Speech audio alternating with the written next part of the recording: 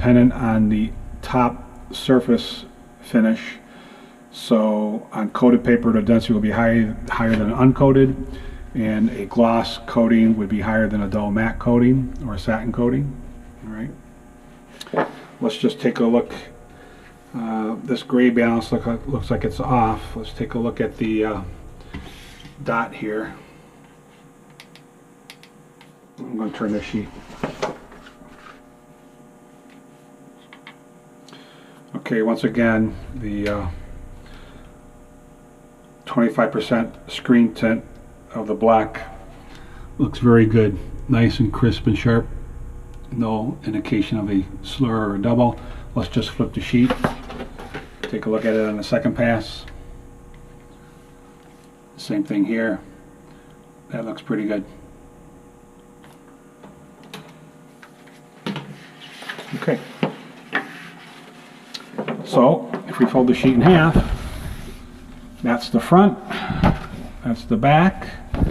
Looks like there's a fold here. Looks like there's a fold there. Okay. Do we check the stock here? This feels pretty thick. This is 11 point, 10.5 point, 12 point board. Oh, gotta make sure you're flat here. Yep. 12 point.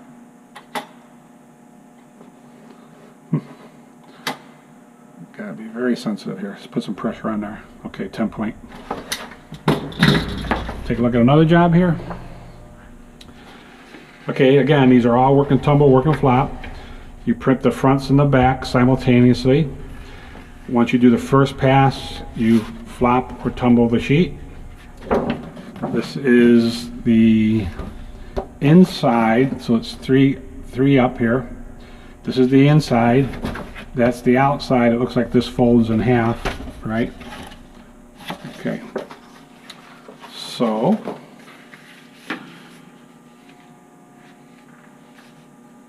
now we normally would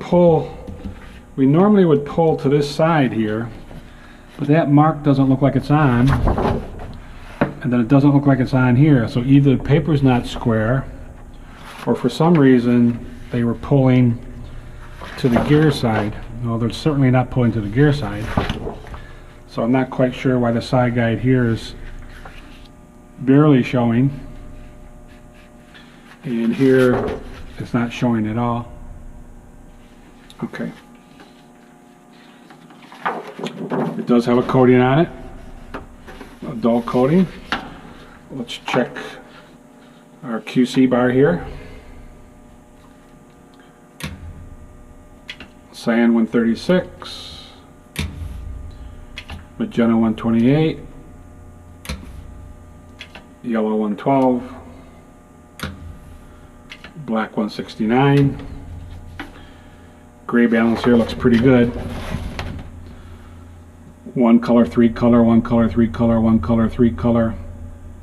Let's take a look at our highlight to see if there's any doubling in there. Right in here.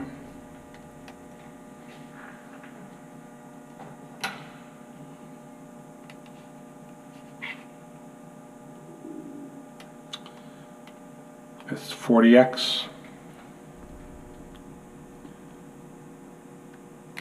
It looks pretty good.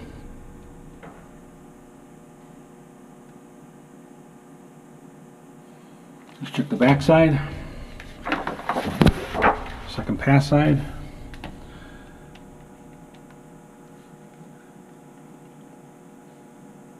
Okay, a slight, it almost looks like there's a shadow being cast here.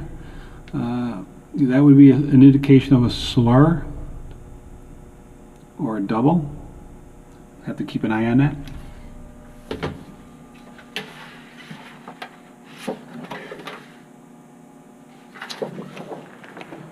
Okay, another 19 by 25. Let's check the caliper thickness. 11 point. 11 point. Okay.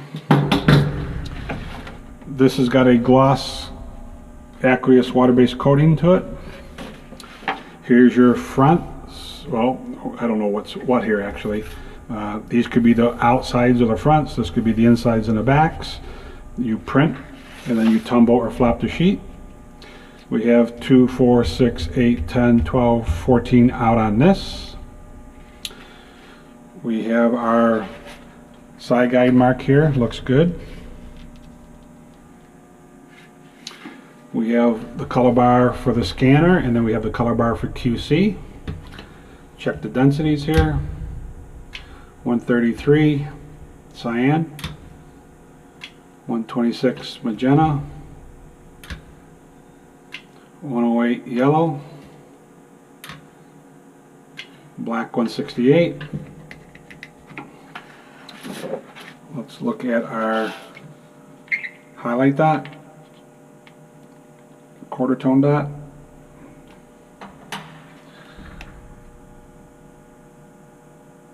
Okay, not that, well, again, it looks like there's a slight shadow being cast here. That shadow looks like a slur or a double. Let's check the other side.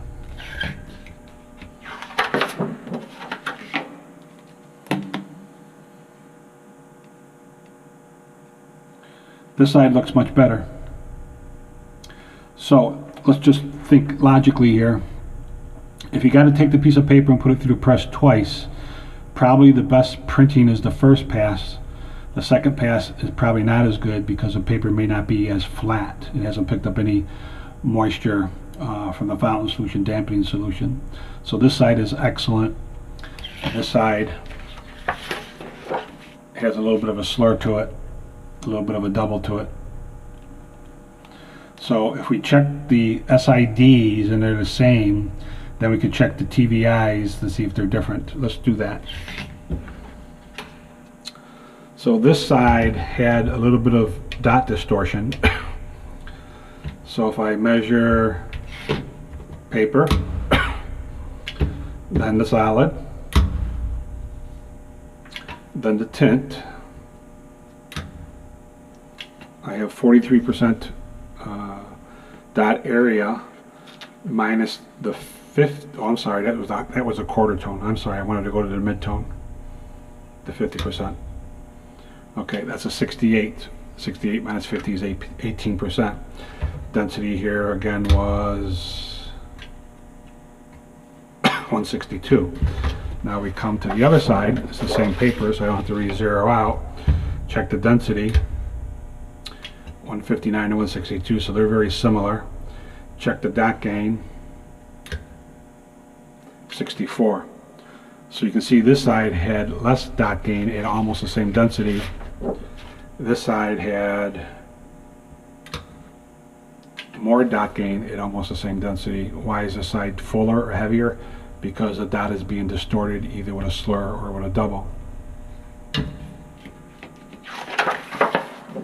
Okay, work and tumble, work and flop. Outsides, fronts, insides, back. 2, 4, 6, 8, 10, 12, 14 out. Okay, and here's our last sample. We have 3, 6, 9 plus times 2 is 18 out. Here's your outsides or fronts. Here's your insides or backs.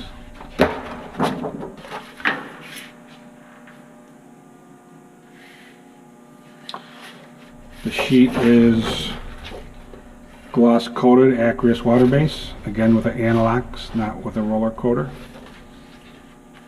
Here's the color bar for process control. Here's the color bar for quality control, QC.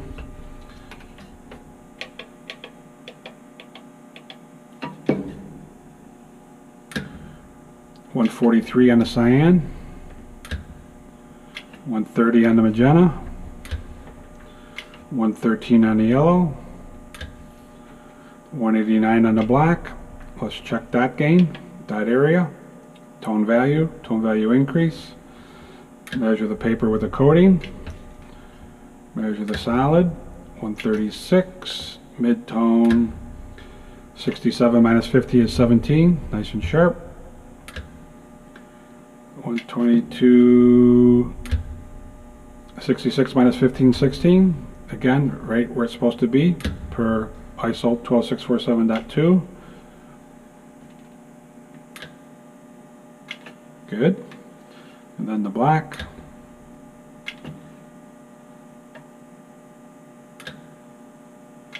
(26 minus 50 is 26% dot gain. That's a little high. Let's look at the, this is what we wanted to see. Look at this. This is terrible. Okay, so this is the 25% screen tint. Look how the dots are doubled. Can you see that? Okay, so this definitely has a double on this pass, this side. Let's see if it's better on the other side, which means this would be the second pass, the other side would be the first pass. Okay.